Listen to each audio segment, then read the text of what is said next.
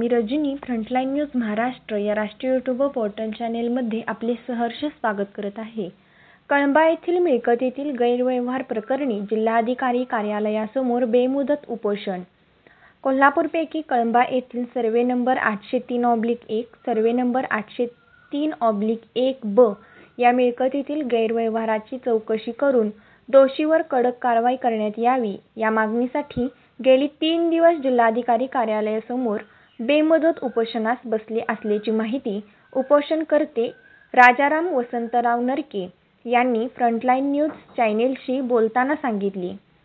या संदर्भात राजाराम नरके हे म्हणाले की गेली 9 वर्षे सर्वे नंबर 803/1 सर्वे नंबर 803/1 ब यामध्ये संशयास्पद गैरव्यवहार झाला असून या संबंधित तहसीलदार करवीर, कोल्हापूर महानगरपालिका भूमी अभिलेखा करवीर, सहाय्यक दुय्यम निबंधक वर्ग 2 या अधिकाऱ्यांची चौकशी करून कडक कारवाई करण्यात यावी।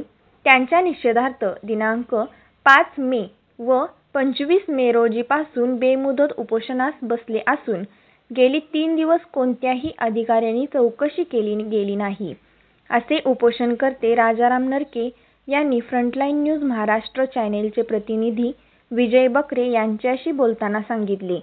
नमस्कार, मी राजाराम वसंतराव नरके। मी गेले 8-9 वर्षे झाले महानगरपालिका प्रशासनाकडे रेशन नंबर 803/1-2 व रेशन नंबर 803/1 ब या मिळकतीतील संशयास्पद व्यवहाराची चौकशी होऊन दोषीवर तसेच चौकशी कामात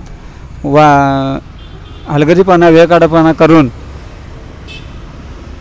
घोटाळेबाजांना पाठीशी घालणाऱ्या अधिकारी कर्मचाऱ्यावर कारवाई करून त्याची लेखी माहिती मिळण्याची मागणी वेळोवेळी वारंवार सातत्याने करत आहे प्रशासनाकडे। मात्र त्याकडे सोयीस्करपणे दुर्लक्ष करून महानगरपालिका प्रशासनाने आजपर्यंत त्याची चौकशी केलेली आहे आणि दोषीवर कारवाईसुद्धा केली नाही। त्याला दाद मिळत नसल्यामुळे मी गेले 2 दिवस 5/5/2025 पासून दाद मागण्यासाठी जिल्हाधिकारी कार्यालयासमोर बेमुदत आमरण उपोषणाला बसलेला आहे। अशाच आमच्या रोज नवनवीन बातम्या पाहण्यासाठी आजच आमच्या फ्रंटलाईन न्यूज महाराष्ट्र या राष्ट्रीय यूट्यूब चॅनेलला लाईक करा, शेअर करा, सबस्क्राईब करायला विसरू नका।